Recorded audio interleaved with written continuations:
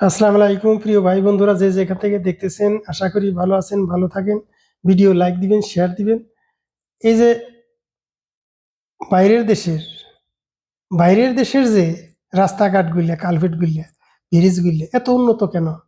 বাইরের দেশে একটা কন্ট্রাক্ট, যদি বাইরের দেশের লোকের যদি একটা কন্ট্রাক্ট দেয়, রাস্তাঘাট বা ব্রিজ, কালভেট, তারপরে বন্দর, ওই দেশটা উন্নত হয়ে যাবে।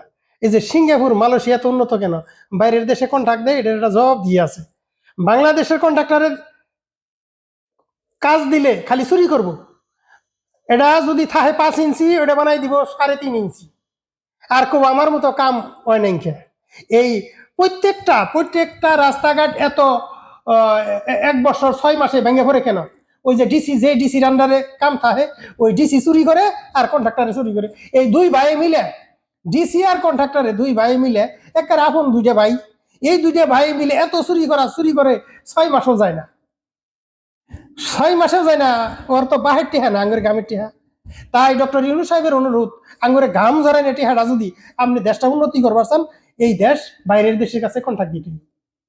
শক্ত করে বাইরের দেশের কন্ট্রাক্ট দিতে হইব। জাপান, চায়না, আমেরিকা, তারপরে বিভিন্ন দেশের কন্ট্রাক্টরের সঙ্গে টেন্ডার করে কন্ট্রাক্ট দিতে হইব। 100 বছর 200 বছর একটা গ্যারেন্টি থাকবো, টেনেছেন রাস্তাঘাটও। আঙ্গুর দেশের কন্ট্রাক্টর তারা পাইলিং শিখে নাই। এটা রাস্তা আঙ্গুর দেশ হলো বর্ষাকালের দেশ, বৃষ্টি হয়, এই এটার পাইলিং কেমনে করে? পাইলিং এ শিখে নাই। বালা করে বৃষ্টি আইলে ধুয়ে পড়ে জায়গা, সিমেন্ট জায়গা, রাস্তা ভাঙ্গে পড়ে খাল হয়ে জায়গা।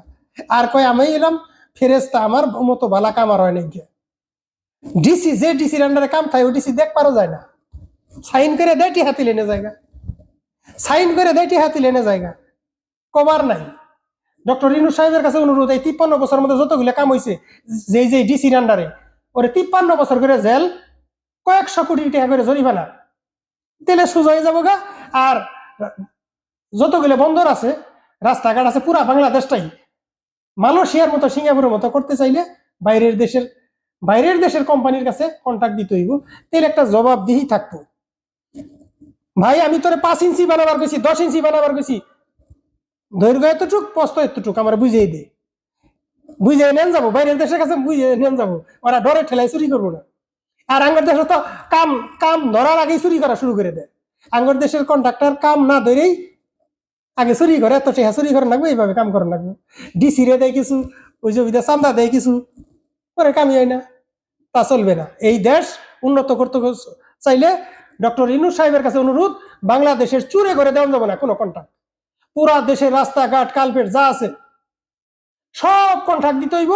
বন্দর ঠন্দর যা আছে কোনো কথা নাই, কন্ট্রাক্ট দিতে হইব বাইরের দেশে করে কাছে। কন্ট্রাক্ট দিলে জবাবদিহি থাকে, তারা চুরি করবার সাহস পাবো না।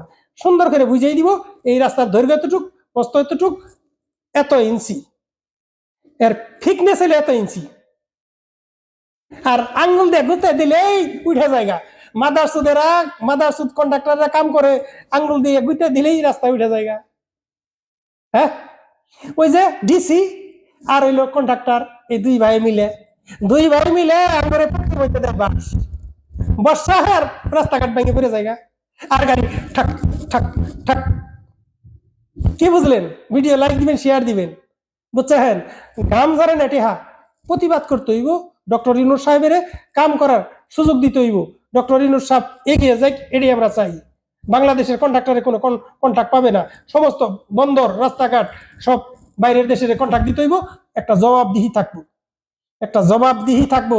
দেশের কন্ট্রাক্টরে কাম করলে কোনো জবাবদিহি থাকবো না। ও প্রথমে আগে চাবো চুরি করবার। ভিডিও লাইক দিবেন, শেয়ার দিবেন, চুরি যেন না করতে পারে, অনুরোধ ডক্টর ইউনূস সাহেবের কাছে।